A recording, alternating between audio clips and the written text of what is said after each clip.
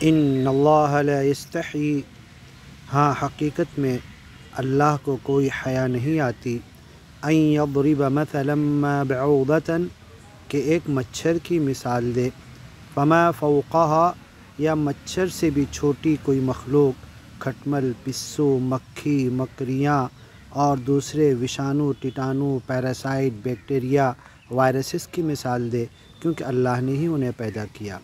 دیکھیے یہ مچھر انسانی بدن پہ بیٹھ کر ڈنک مار کے کس طریقے سے اپنے خون کو، انسانی خون کو اپنے بدن میں لے رہا ہے، اور جب اسے انگوٹھا لگا کر ہلایا جا رہا تو خون چوسنے میں اتنا مدہوش ہے کہ اڑنے کی فکر بھی نہیں کر رہا ہے۔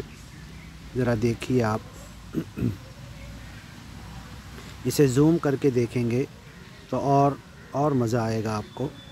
یہ اللہ کی مخلوق ہے، اس کا رزق، اس کی روزی دیکھیے۔ اسے جب انگوٹھا لگا کر بھگانے کی کوشش کی جا رہی ہے تو اڑ بھی نہیں رہا ہے وہ۔ اور ان کی سائنٹیفک یہ ہے کہ جب یہ خون ان کے پیٹ میں بھر جاتا ہے تو یہ اڑ بھی نہیں پاتے ہیں، خود ہی مر جاتے ہیں۔ اور یہ ڈنک چبھونے کی طاقت نہیں ہوتی، یہ سلائیوا اور تھوک چھوڑتے ہیں، جس کی وجہ سے ان کا ڈنک خود بخود اندر جاتا ہے۔